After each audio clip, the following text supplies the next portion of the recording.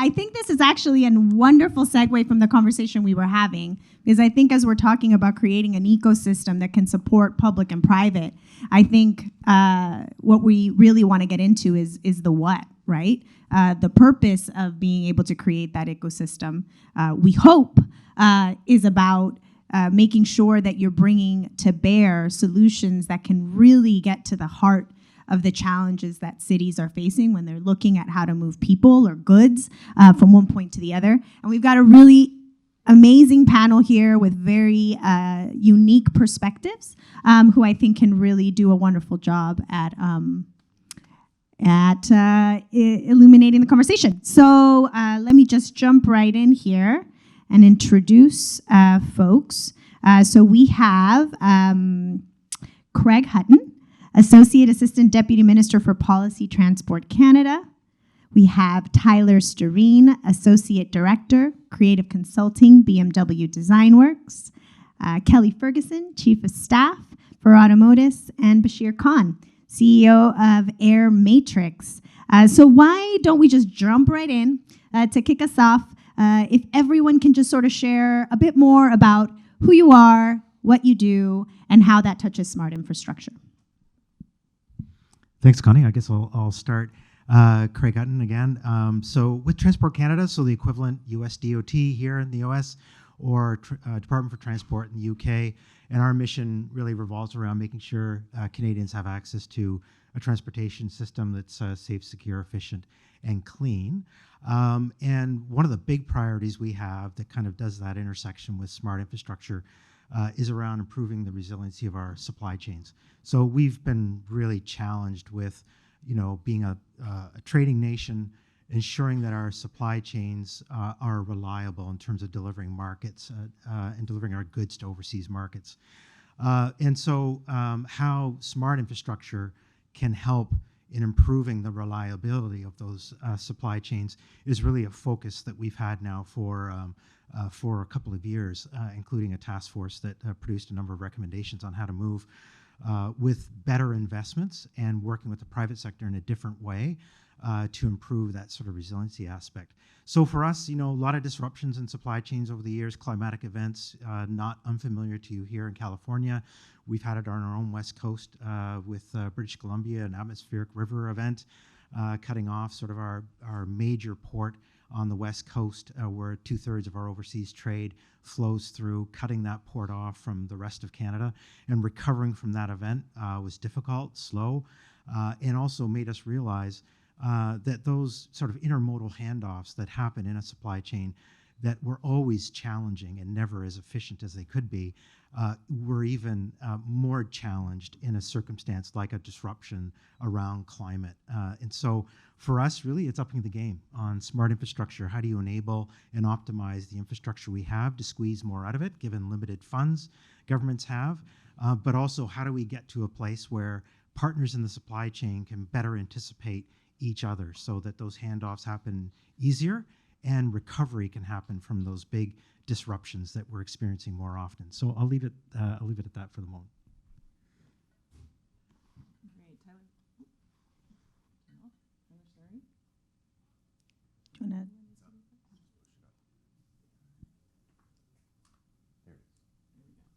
There we go. Okay. Tyler Storeen, I work in creative consulting at BMW Design Works. So part of BMW Group, but Design Works intentionally sits outside of Munich.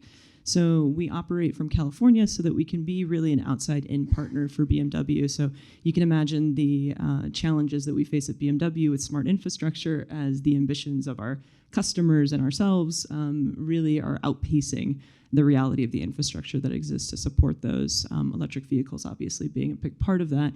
One of the things that's really unique about DesignWorks and that drew me to DesignWorks was the fact that although we are part of BMW, intentionally we operate both for BMW as well as outside clients. So we work in sectors of premium and mobility. So within mobility, everything from airlines. Within premium, we work even in the fashion world. But most recently, we worked with the city of Los Angeles on a program to help improve the curb experience, so how the sidewalk supports public transit.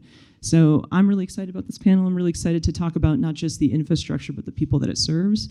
As part of our mission, we're always thinking about not just the mobility experience, but the human experience within those vehicles. So excited to bring that to the conversation.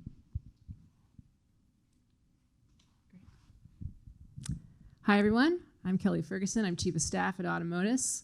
We are a curb management company that utilizes computer vision to support cities to better understand what's happening in curbside parking. And we can also automate payments and enforcement. We are ultimately aiming to support cities in their efforts to reduce congestion, emissions, and improve safety on our streets. Everything we do with our city partners is really all about collaboration and the implementation of smart infrastructure. So we're really in the mix of it and excited to explore more on this panel. Hi guys, Bashir Khan here, CEO and founder of Air Matrix. I'm going to give a little origin story for Air Matrix, just so people have a little background here. We started actually as a drone delivery company up in Canada. It's nice to see folks from Transport Canada here. Kind of asking for forgiveness rather than permission when we were part of the University of Toronto Aerospace team. And we would do kind of silly things like deliver egg cartons with drones and see who could crack the least amount, or Coke cans and see who could deliver them and have them not blow up when people actually open them. And when we did this, we quickly found that there was a huge challenge to scale, specifically as it relates to digital infrastructure. And what I mean by that is we needed to build the highways in the sky. And to do that, it wasn't just about designing it and saying, hey, here's your operational volume of where you can fly, but actually mapping out airspace down to the millimeter so you could have centimeter level accuracy in complex airspace. A bunch of different data sets that are relevant to the autopilot that even telecommunications companies don't have at airspace. So at altitude, thinking about your uplink, your downlink, your GPS, electromagnetic interference, radio frequency interference, and then actually stitching that data together in a way where it's compatible with any autopilot. That's where we started, and what ended up happening was Transport Canada brought us into a working group and said, hey, we really need this, and got us a few customers in Canada, which Region of Waterloo, City of Calgary, and a few others. And then we got FAA certification to actually be one of the few service suppliers that's allowed to grant access to restricted airspace across the US. So when you go to the FAA's website to fly a drone, we're the first company that shows up where you can actually go and get an authorization in a second. But what's cool is in addition to allowing and enabling compliance, we actually mitigate against non-compliance as well, because 80% of the flights that happen in North America today are non-compliant. They're usually actually against some sort of federal law, and there's no way of actually tracking and being able to mitigate against that. So in addition to that, we've actually have in our platform the ability to detect aircraft that are going where they're not supposed to be going, so that you can actually deny flights that are actually happening to deliver drugs into a correctional area or flying close to an airport. And so we added the capability for counter UAS with ground-based radar integrations and such. So we're a full situational awareness platform, and we're excited to scale. Thanks. Awesome. All right. And I think that actually is a great and interesting way to segue into my first question, because it sounds like maybe, and you can challenge me if I'm wrong, that you maybe started with building the tech, right? And sort of the problem you were trying to solve was less relevant unless the problem was you were, trying to, deliver eggs and not crack them, and I have no idea to whom, right? Did they need the eggs? Was someone really in need of an omelet? I don't know. So my question for the entire panel is, both from the creator perspective and the company perspective down to the government perspective, how are you approaching that natural tension point that I think many folks feel, which is the tech in search of a problem, or are you actually from inception thinking about how your work is going to actually advance some of our largest problems? And when it comes to transportation, we've got massive ones, right? We've got sustainability, we've got equity, we've got safety. So maybe we can start with you, Bashir. Yeah, sure. So on that, it's interesting because I say the river meanders on its way to the ocean. And what I mean by that is we started off thinking about a problem where if Amazon Air were to ever start Amazon Prime Air, I'm specifically talking about, that any inventory holding business in a city could be wiped out. That was a very naive idea at the time. But once you actually get going, you realize that there's bigger problems, and you have to have the humility to actually solve those things if you have the capability to do that. And so that's where we went from a services company to thinking more about digital infrastructure and the need for proper situational awareness and capabilities for pilots to be able to fly beyond visual line of sight. So you start off thinking about some cool idea, but then you realize, wait, there's actually a bigger problem at hand, and it behooves you not to go after that. I would add too, I think what's interesting about the examples you gave with the eggs and the Coke cans is sometimes the people who are facing the toughest challenges don't have the imagination to create new solutions for those challenges. And so I think companies like Bashir's, they do have the creativity and the imagination. So sometimes you do create the problem through that creative mindset and sort of the agility that these private sectors can bring. And then once we have the solution, it's interesting then to present that to some of the bigger problems we face and say, what problems can this solve for you? Otherwise, it would be difficult to get to that solution without that creative sort of opportunity in white space. Now, and Tyler touches on a great point just about roles that we each have, and I think sometimes that can be confused. For example, I think governments sometimes can get too much into the innovation space, thinking we have to design it within government and then execute it. And rather, we should be setting the objective and the challenge, and then allowing the private sector to innovate and bring those forward. But it's up to us to make sure we articulate what is the objective and what's the challenge that we're wrestling with, and then allow the space for the innovation to happen without constraining it. And it's easier said than done, because, as I say, in government, we can start to confuse our own role with, well, we have to design this ourselves.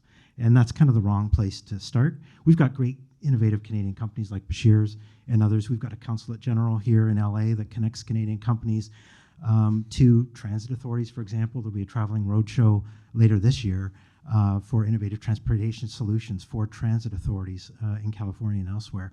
So that'll be organized, but it's the responsibility of those transit authorities, I think, to articulate what challenge are they trying to address and what objectives are they advancing. Because if you make that clear, then I think then the innovation can happen. Can I just, Kelly, before you chime in, I just want to follow up on that, because I think what might be helpful is to dig a little deeper on that. How do we facilitate that?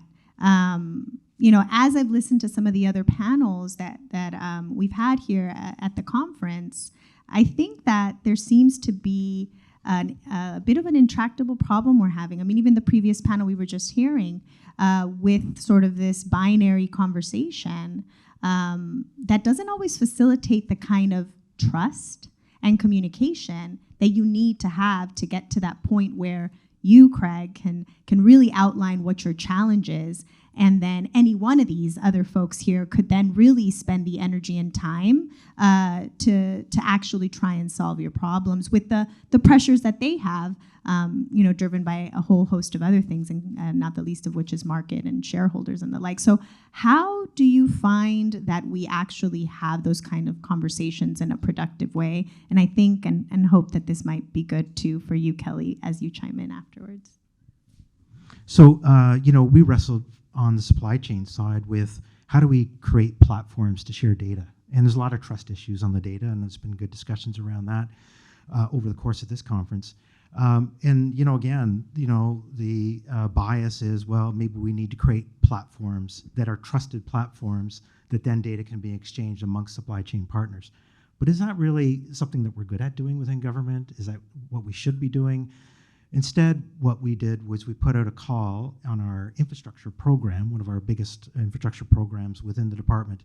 And we put out a challenge to the private sector that said, within these parameters, we want to see digital solutions come forward to enable smart infrastructure and have these kinds of outcomes: optimize infrastructure capacity, deal with climate resiliency, deal with some of the social issues as well. So put some of these objectives in place, but then allow those proposals to come in without being too prescriptive in what we want to see. That's a much better way of issuing a challenge to the private sector, articulating what we're trying to get at in terms of advancing objectives without being too constraining. And then you see what gets produced as a result of that. But you have to have the conversations back and forth as well to build the trust so that problems are understood and the innovation can address it.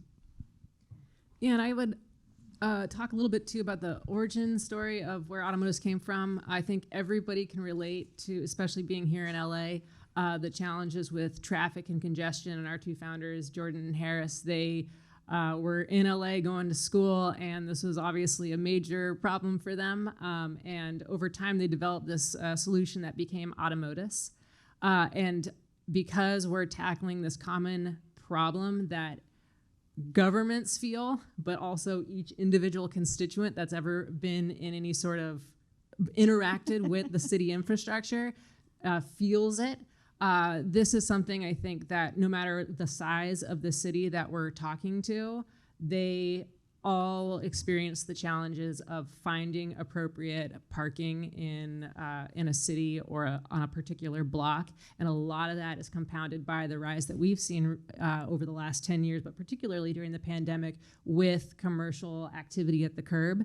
So with a very formal, in many places, formerly static piece of infrastructure like the curb, we're working hand in hand with cities to better understand like what are the true needs of that curb. And then ultimately, how can we adapt that, make it more dynamic so that we have these better flows of traffic? And so when we are working with cities, a lot of what we're doing is brand new. That's not a space that cities work well in, right? So a lot of times there's these capacity challenges that cities have about not having the literal physical resource in people to be able to move things forward, whether it's policy, whether it's understanding what the infrastructure can do, the next steps of permitting, things like that. We try to step in wherever it makes sense to help these cities move these things forward.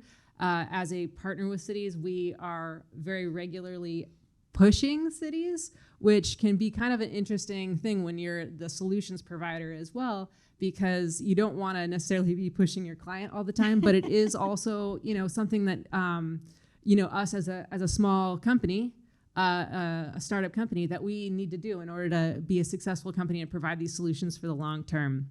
Most of the work that we're doing with cities in the early stages are all going to be kind of pilots, small type deployments where we're really providing proof of concept and looking to see, okay, if this works, how can we set ourselves up to scale and provide these solutions so they can really, really make an impact for cities.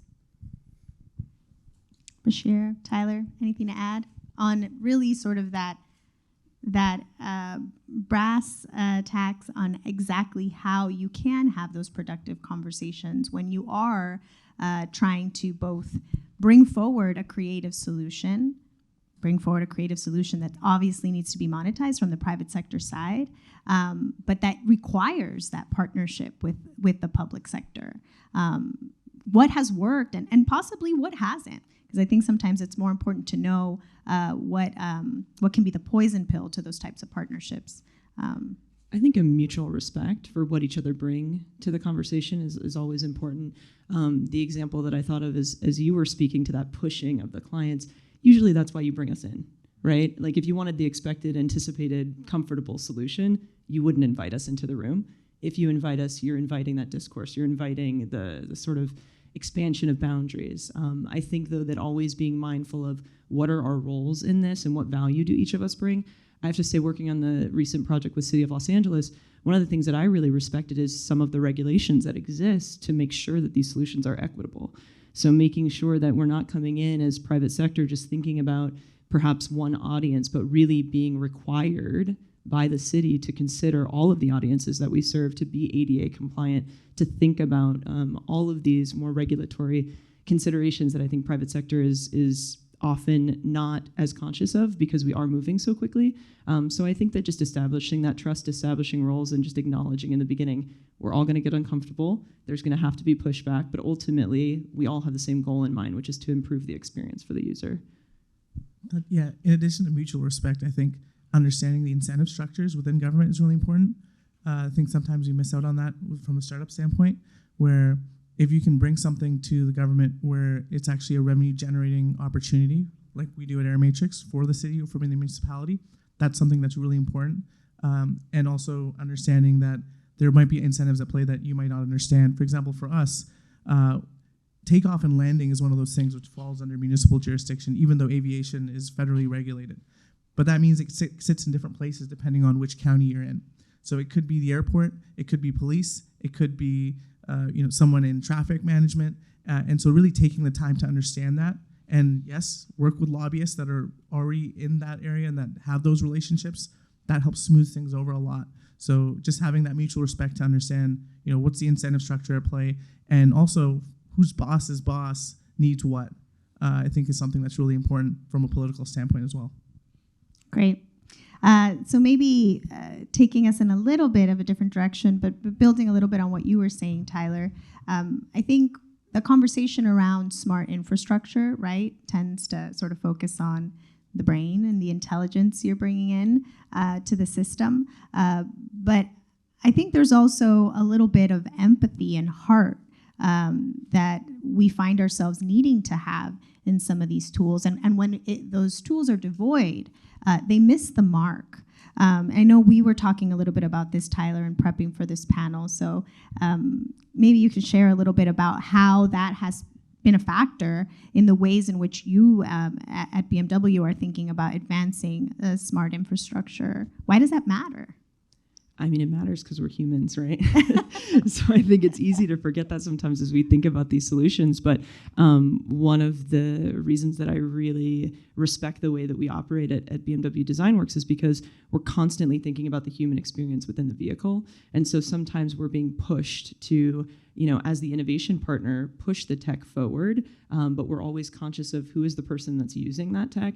The example I shared with you the other day was a study that was done a while ago with Apple and Samsung users, where they put them into an MRI machine and they scanned their brain as they responded to images of those products, right?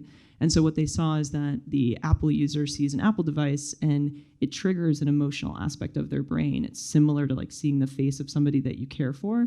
Whereas with the Samsung user, I don't think this will surprise most of us, the Samsung user, it was a very rational response in the brain. It was like a tool, right? So you imagine the person who's using a Samsung device, and I apologize if anybody here is looking at this device. No offense to the Android users in the room. How many times a day? 500 times a day we're pulling out our phone, right? The response that your brain is like subconsciously having to that device is one of like looking at a hammer or a ruler or a pencil. Whereas the person who's using the Apple device is taking out this tool and is looking at it and having a subconscious reaction that feels relational, that feels humane. And I think this is something we have to be so conscious of as we consider these solutions is we are human beings, and I can tell you that we are desperate for human experiences. So much of the research that we're doing is showing people want natural materials. They want wood. They want to go back to these sensory experiences that we are robbing them of because this tactile engagement, even, again, look at the phone, right? There used to at least be buttons. My thumb got to experience something. Everything now has just been stripped of that. And so even this emergence of, if anybody's been to a museum recently, where we have these 3D immersive art experiences that didn't exist before because we are so hungry to feel like we are in something, physically engaging in something.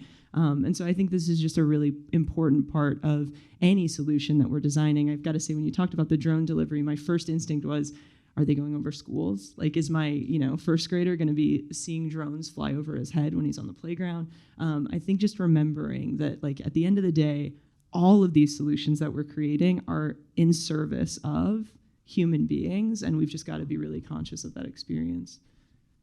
Yeah, and for us, that user-centered design is so important on a couple of levels. One is, like in our earlier conversations around automated connected vehicles in Canada and coming up with, working with different jurisdictions as to how these technologies may deploy, it was having discussions with OEMs as well about what were the capabilities, what was anticipated in terms of the capabilities, and then how could that support various objectives that we may have for increased safety, reducing congestion, those kinds of things. But just as important in there was accessibility needs around the development and design of the vehicle. So both in terms of how somebody with accessibility needs, sensory, hearing, other kinds of physical disabilities, may need to interact with the vehicle when they're in it, but also those who may be around the vehicle as a vulnerable road user, may be interacting with the vehicle and maybe responding to the vehicle in a way that designers didn't anticipate. So if there's a flashing light to show that the vehicle's moving, if you've got sensory issues, obviously you're not going to see that flashing light. It's not going to be something where it cautions you about the movement of that vehicle.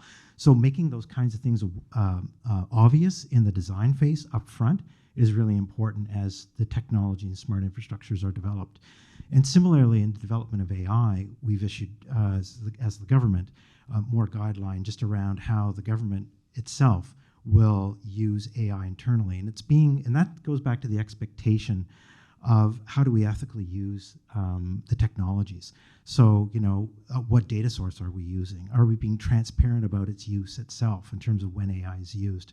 So providing some of these guiding principles that allow decision makers within government to say, okay, this is how we should use it, so we can justify and explain it to ministers and others. So we keep trust, and we hopefully build trust.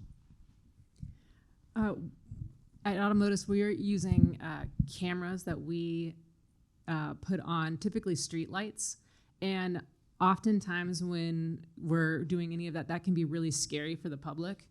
Particularly, just camera-based technology is used as a surveillance tool, and so there's a lot both the data side as well as just building trust and community engagement that we regularly participate in.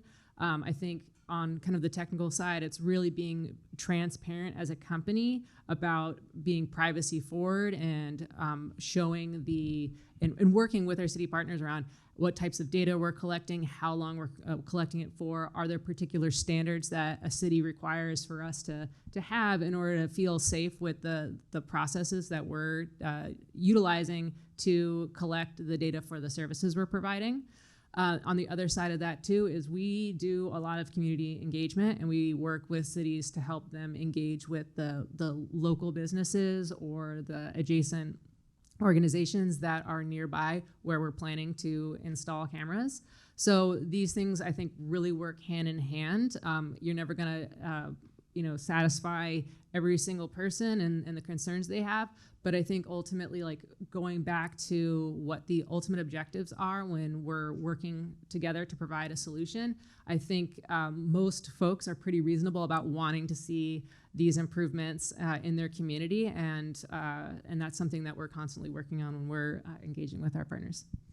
I just want to mention on privacy on the drones over schools. One of the cool things about our tech is that when we built it with privacy in mind, because we know that if drones are flying around everywhere, they shouldn't probably have their camera on all the time, because that leads to a lot of potential problems. And we're partners with Palantir, and one of the things that we both really align on is not having facial recognition on all the time.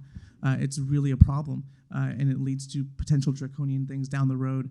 And so that's where we build these highways in the skies for data that's relevant to the autopilot without needing image recognition until the very last bit of the takeoff and landing. So I appreciate that. So you're not going to have to worry about people spying on your kids. Thanks. They're just eggs. If they drive, everything drops, it's just eggs anyways. And they'll be really excited about the Coca-Cola cans. He'll be rooting for them to crack for sure. Can you make a candy next time? So we've talked about really trying to identify solutions that can solve real challenges, and we've talked about leading with the people we are trying to serve in mind first.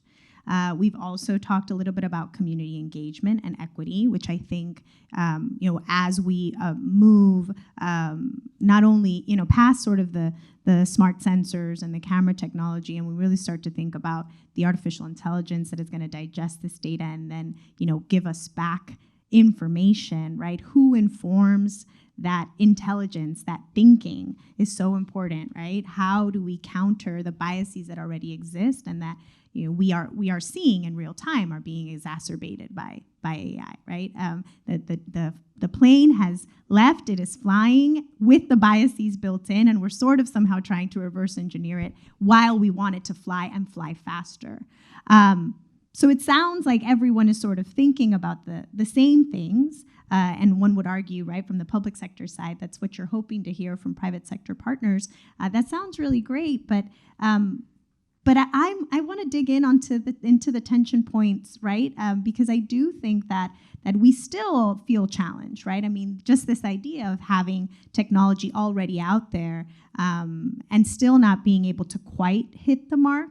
You know, Cruise being a wonderful an example of that, right? Where you had the tech and it was deployed, and you can make all the arguments about the value and benefits that it'll bring. But as it landed on the roadways, it created very real challenges and tragedy, right? Or exacerbated tragedy. So clearly, there still remains a tension point.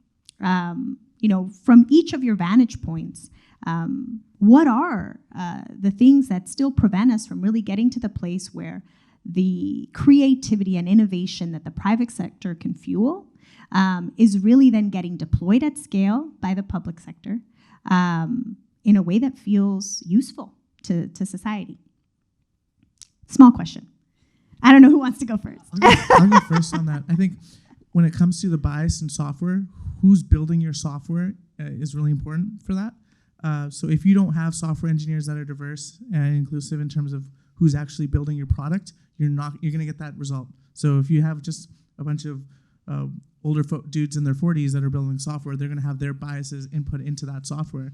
But if you have people that older in their 40s, Bashir. Wow. It's gotta be different. Wow, I'm not even in my 40s. If you have a software team with no women in it, you're gonna have a lot of problems. Like, that's just the reality, right? So whether that's folks in the LGBTQ community, whether that's younger folks, whether that's women, you need to represent your society that you're actually trying to fulfill the demands of. Otherwise, you're gonna be stuck with a lot of biases. And I'll say that till the cows come home.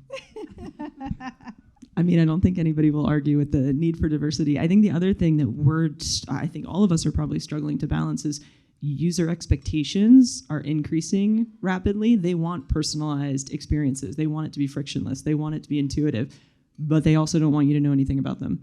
So I think it's always trying to balance, like, how much information do we need to be able to provide an experience that's going to deliver on those expectations and that's going to be seamless, but then also protecting their privacy. I can tell you from BMW's standpoint, for us, it's all about transparency. It's all about being very clear with what data are we collecting, what data are we using, how are we using it, and then also about empowerment of the person, right? So if we're going to collect your data, we're going to make you aware of that and also give you the option to opt out of that. So I think we can't forget that. So as much as we can, be transparent about the data that we're collecting, be transparent about why we're collecting it, how we intend to use it, and then always, as much as we can, which obviously is difficult at scale, is empower the user to opt out if they select to. But it's interesting, I can tell you, somebody sat in traffic coming to this panel today. I mean, I'd let the city put a camera in my car if it meant I could have saved myself 10 minutes of commuting time. So I think say that now. At least while I was driving. But I think that's the balance that we're facing, right? Is like, how much am I willing to give? What am I expecting to get from it? And then also, how much power do I feel to be able to say, that's enough? Yeah, and I'd say it's important to have very fundamental principles to build off of course. So with us, we always de-identify faces. If we are collecting license plates, it's only the license plate of the vehicle that's parked that we're collecting. We have we process everything at the edge. We're not streaming video. So these are like very core fundamental principles to how we operate as a company. But I also think it's super important to constantly be reevaluating how you're doing things. And I think doing that in tandem with the customers, in our case, like with cities, about how this is working, how we're collecting data, are we getting to the right outcomes? I think this is a really important iterative process that we always need to be reevaluating when we're working together. Yeah, and I think for us, a couple of points around the data piece. In government, the standards are a little different for collection, protection of data. There's less tolerance, I think, in terms of mistakes being made from a government point of view, and I think there's good reason for that, right? I had an experience, working in one department that was giving data over to our border folks, and that helped with the oversight of a social income program. But once it was realized that data was being shared to verify if somebody was out of the country, now you can't qualify for that social program, that was a bit of a scandal, that we were sharing data within government to help compliance and validate the outcomes of a particular program and protect taxpayers' dollars. But even there, the tolerance wasn't there for that sharing within government. It shows you how high the standard is. And rightly so, because there's challenges around others wanting to monetize the data, obviously, identity theft and cyber risks. So we do have to be really clear, what's the purpose of collecting the data? How is it being used? We have to be transparent about that. And then working with the private sector, we also, as government, have an obligation to show how the data is being protected and commercial interests in particular are being protected, but also what's the purpose that that data is being used for. You always have to sort of associate it with, and this is the objective that we're after, and it's a collective goal that we're after in terms of pursuing that. So that's sort of, on the data side, which is a pretty complex picture and not easy for public sector entities to work their way through. Sometimes we don't even know all the data that we have, which gets to a different kind of discussion around, how can it be better used and enable things like infrastructure. But the other point I would just make on the bias aspect is that there's new combinations of data that I think will help us going forward to kind of take out some of the bias, but they create new risks. So, we've got one of our, as I was mentioning earlier, Port of Vancouver, which is one of our major ports, but it's situated in a neighborhood that's faced economic hardship and opioid crisis over the years. And of course, the port activities have an impact on that neighborhood. But to really start to get sharper about what are the kinds of things we can do in terms of operational practices at the port that may help that neighborhood sort of overcome some of its economic hardship and environmental issues. It would be great to combine health, transportation data together with environmental factors. Wouldn't that be great to bring that together and do some AI work? And then we can maybe have operational practices at the port that kind of, are mitigating some of the effects that we've traditionally seen in that neighborhood. But that creates new vectors of threat, right, in terms of combining that kind of data set. But it helps bust through the bias and helps improve maybe outcomes. But what's the tolerance level for combining that data together? Yeah, that's really interesting. I know in Los Angeles we were doing a lot of work to combine those three areas of interest because I think they're critical, right? When we're thinking about transportation solutions, you really can't divorce one from the other. Also, just from the perspective of a very recent departee of the public sector, I would really also continue to harp on this idea that there needs to be a real beyond respect, also just sort of an understanding of the constraints of each of the players when you're going into the conversation.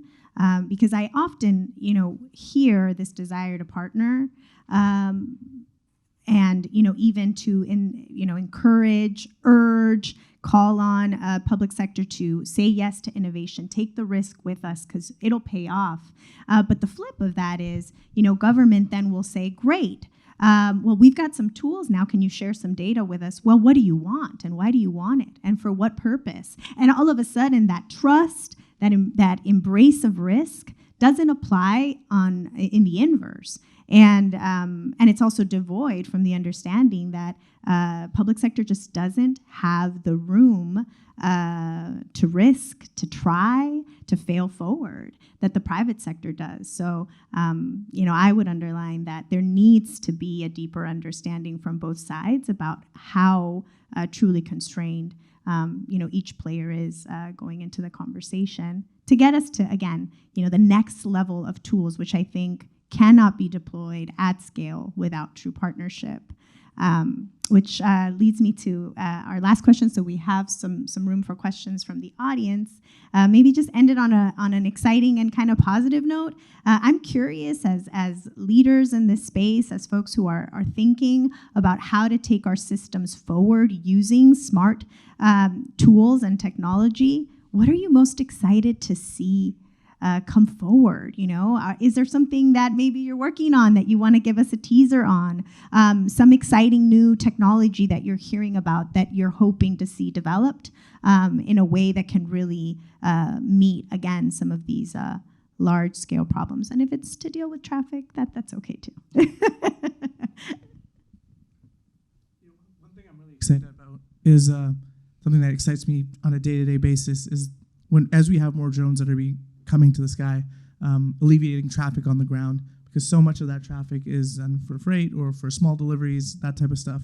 And so just alleviating congestion in cities that way, and also ensuring privacy for drones and for people, because we've built technology now where you can not just detect the actual drone itself, but what the payload is on the drone. And that way we can actually deploy resources where they're supposed to be deployed, and not to places where someone's just, doing a classic, real estate, pictures or things like that. And also just, we had this issue a couple of years ago with net neutrality. People remember this. We're quickly getting to that point of needing airspace neutrality with all the commercial players in airspace. And I'm excited at AirMatrix, and our whole team is about enabling that. Yeah, so around here we have about 8 cameras that are monitoring certain curbsides, as well as a handful of zero emission curbs just in this area. I think there's just one right around the corner from here. And we've been working with LADOT and others for a couple of years now to build this up. We're all partners on a Department of Energy grant with the city of Santa Monica and the city of Pittsburgh that we're working with to look at how we can provide incentives for commercial actors to transition to zero emission vehicles by providing some incentives at the curb. And so at 8 locations, you can't do very much. And there's some other policy hurdles too, particularly around something called automated license plate reading that make it really difficult for us to actually have policy tied to the curb. But I'm really excited in the next year, hopefully, to make some advances in that so that we can actually start tying policy more to how the curb operates. And I think that with that'll be an incredibly powerful tool to really make the curb a much more dynamic and efficient space. So I'm really excited about that. Awesome. I'm going to cheat and give 2 if I can. So one of them being very analog, one of them being more tech forward. But I'm really excited the City of Los Angeles program that we just wrapped up about the curbside. One of the outcomes of that is new bus shelters that will provide more shade to areas of the city right now where they're lacking shade. So we know that the temperatures are rising. We want people to use public transportation, and we're creating an environment where, in order to do that, it's overheating. You've got families sitting and waiting for a bus. So I think just seeing more shade in some of these environments and hopefully having that result in more use of public transit is something I'm very excited to actually see break ground very soon. But also, I'm shocked that I'm saying this, but AI is actually something I'm excited by. I didn't expect that I would be as excited by it as I am. But we're using it in really creative ways at DesignWorks right now to take really just the beginnings of ideas and start to visualize those and conceptualize those. And I think just the rapid nature in which we can ideate by using AI has been really exciting. So I'm excited to see how that continues. Yeah, I would agree on the AI point. How can we, and I was saying earlier, just how much data we collect as governments, and we don't even know what we have. We're clearly not leveraging in a way that helps inform investment decisions, policy decisions. So leveraging that data in a more creative way, but also making it available so others in the private sector can use that information in a way that helps better other outcomes and make operational decisions that are even better informed than they are today. But I would couple that with our work on supply chain, and of course data feeds making that supply chain more visible. I would also say just getting out of pilots and scaling up some of the technology that we're seeing. Getting to scale, I think, is, again, easier said than done. I don't think we're really good at that, and certainly in government we're not. And we like to fund pilots, but then the execution of the next steps sometimes gets lost and missed. We really need to take that step and encourage it. So we got to have further follow through. So then I just go back to sort of scalability and scalable solutions. I think I'm really excited about, particularly around supply chains, and then getting that data puzzle figured out, how it feeds AI. I think we really need to make that connection. So I think those are 2 big challenges, but I'm excited about both of them because we can make those work. Like just all the different outcomes that we talk about all the time that are so important to us, I can just see some measurable improvements. Awesome. I would have to agree with the excitement around artificial intelligence. I think, I think this audience is savvy, and we know and understand the risk with the technology, but I think that if we can really build on some of the momentum I'm seeing and hearing around really bringing some empathy, some heart, into the brains, and really resolving the voices that are informing some of this technology. The capacity for good is also really powerful. I'd also be excited to see all of these conversations tie back into how we also resolve the workforce concerns that may emerge from the autonomy and the artificial intelligence that can dominate some of our industries. We think about the infrastructure bill, that's really a jobs package for America. And I want to make sure that the smart infrastructure is also about creating jobs, not just eliminating them. I think that's really crucial. All right, do we have any questions from the audience? Anyone? Okay. Well, then maybe then I'll ask Can I another jump question. in something? Yeah, It's just, please do. about what you mentioned about going from pilot beyond. I think that's also part of the private sector's job, also to figure out how that's going to work, because you're dealing with someone, mid-level in government. They're really excited. They're your internal champion. They're talking about, really excited about whatever pilot that you've got going, whether it's curbside management, autonomous vehicles, drones. You have to have folks in your team that are thinking ahead and thinking about, okay, this is a municipal side of things, but what about at a state and what about at a federal level is going to bring that dollar back down to your pilot to make it actually turn into ARR, an annual recurring revenue. And that is a process that takes time, it takes patience, and it takes a lot of work. So I know what we do at AirMatrix, for example, we have a pilot going with Florida Department of Corrections right now. They have some money, but to make it a really sustainable initiative, you really need to be thinking ahead and talking to the right folks in Congress and Senate to make sure that money is actually appropriated to the right places so that when that customer needs money, they have access to it. If they have to do all the thinking for themselves, it rarely works. And so what you're saying is that the private sector should take that on, the public sector should expand its capacity. Dig in a little I'm bit. thinking that the public sector and private sector need to work together, obviously, but the private sector needs to take the lead on understanding what the problem is with getting funding from the private sector, from their boss and whoever else they're getting their budget from, to make sure that it's seen as enough of a problem. And that is an issue that I think a lot of companies face, where they get someone excited about a pilot, but then thinking beyond that requires a lot of strategic thinking and a lot of work. And so if you're serious about solving that problem, you also have to be serious about solving the budget problem too on the company side. Yeah, I couldn't agree more. And I think that gets to the tension point I was talking about, right? It needs to be enough of a priority. Having also spent some time in the tech space, I know that government affairs and public policy tends to be, a must-do, but no one in the C-suite is excited about it. Usually, no decision maker in the C-suite is even owning that role, and that's where the experimentation that public sector needs from the private sector sort of it halts, because people can't get to yes on the private side. But yet there's this sort of, expectation that the public side can get to yes when we have political layers, plus constituents, plus internal audiences, by the way, Craig, right? Our own internal staffs in departments who are often also questioning, like, is this the right direction for public resources to move in? So you're saying that, but I don't know if a lot of your counterparts in private sector companies are saying the same thing. Why not? They get excited about technology, like we were talking about earlier. They get excited about technology and think, okay, we have the greatest thing in the world. It's going to help people out.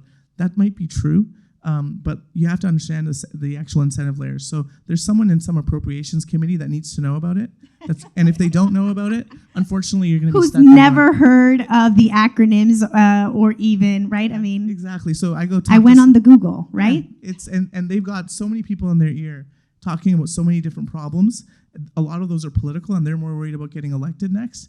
And so you have to understand that and be empathetic to that. And if we're not empathetic to that, we're going to have a tough time. I mean, I can tell you, I came from digital strategy and product development into BMW, and just that was a leap for me. What do you mean it's going to take us 10 years to put this in a car? We could put this on a phone tomorrow. Why are we waiting? What do you mean? I don't understand. So I think imagining going from the sort of rapid prototyping that you can do in the private sector to getting that implemented in the public sector, there's got to be, I think, some balance between both, right? Like we tend to lose our momentum in the private sector if things don't happen fast, right? Like we want to see the solutions come to life immediately. The reality of the public sector is that's not going to happen. So how can we work together to say you've got to move a little bit more quickly? And I think your suggestion, Bashir, of how do we get ahead of those gates that we're going to face in the future. So if we're starting to come up with a solution right now, don't wait until we have the solution to start those conversations, but start seeding those conversations now so that they're primed for when we have that solution. But I think from the public sector, certainly, if you guys can work a little more quickly, that'd be great. But from our end, we got to learn a little bit of patience as well, because I think it's very hard for us sometimes to have a great idea, know that we can bring it to life tomorrow, and be told there's 15 hoops you've got to jump through. Craig, do you want to jump in? We were commiserating a little bit about this, right? Departments of transportation, and therefore any public infrastructure department, right? Public works. We don't have categories of hire that are data scientists and programmers and coders and the kinds of things that would allow us to very quickly or seamlessly, politics and bureaucracy aside, be able to sort of be on the same playing field. I mean, it was a tremendous amount of work for Los Angeles to be able to build the mobility data spec. It was born out of public-private partnership with some of the consultants that were brought in. And still today, right, it's a spec that gets developed and it gets advanced because you've got that private input. But capacity is a huge issue, right, Craig?